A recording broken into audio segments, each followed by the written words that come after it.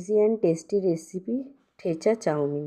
ঠেচা চাউমিনের জন্য একটা কড়াইতে আমি অল্প পরিমাণে তেল নিয়ে নিয়েছি। তার মধ্যে অল্প বাদাম, 10-12টা রসুন আর 4টে কাঁচা লঙ্কা। লঙ্কাটা আপনাদের ঝাল অনুসারে দেবেন। তার মধ্যে দিয়ে দিলাম অল্প পরিমাণে লবণ আর অল্প ধনেপাতা। ধনেপাতা দিয়ে আমি আরেকটু নেড়ে চেড়ে নেব। এটা যত লাল হচ্ছে ততক্ষণ আমি নেড়ে নেব। লাল হয়ে গেলে আমি এটা তুলে নেব, নিয়ে একটা চপিংয়ের মধ্যে চপ করে নেব। কিছুটা পরিমাণে আমি ধনেপাতা রেখে দিয়েছিলাম, ধনেপাতাটাও দিয়ে দেবো, কাঁচা ধনেপাতা। হয়ে গেছে আমার।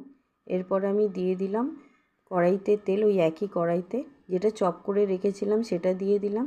দেওয়ার পর একটু নেড়ে নিয়ে আমি দিয়ে দেবো চাউমিনগুলো, সিদ্ধ করে রাখা চাউমিনগুলো। চাউমিন সিদ্ধ করার সময় আমি কিছুটা নুন দিয়ে সিদ্ধ করেছিলাম। চাউমিনগুলো আমি হাত দিয়ে ভালো করে ছাড়িয়ে ছাড়িয়ে দিয়ে দিলাম। আমি এই চাউমিন করার জন্য একটু মোটা চাউমিন নিয়েছি। চাউমিনগুলো সব আমি একে একে দিয়ে দিলাম।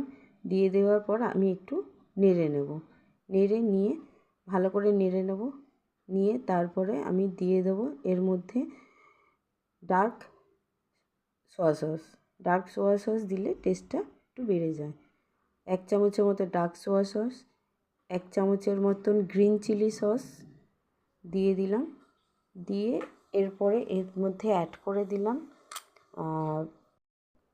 Black pepper. ব্ল্যাক পেপারটা দিয়ে আমি ভালো করে এটাকে মিশিয়ে নেব।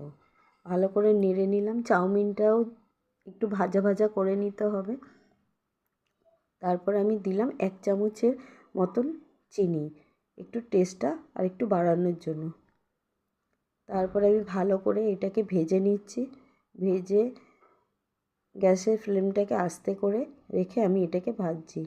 একবার আমার রিকোয়েস্ট রইল, তোমরা সবাই করে দেখো, আর কেমন লাগলো আমাকে মেসেজ করে জানিও। ভালো লাগলেও জানিও, খারাপ লাগলেও জানিও।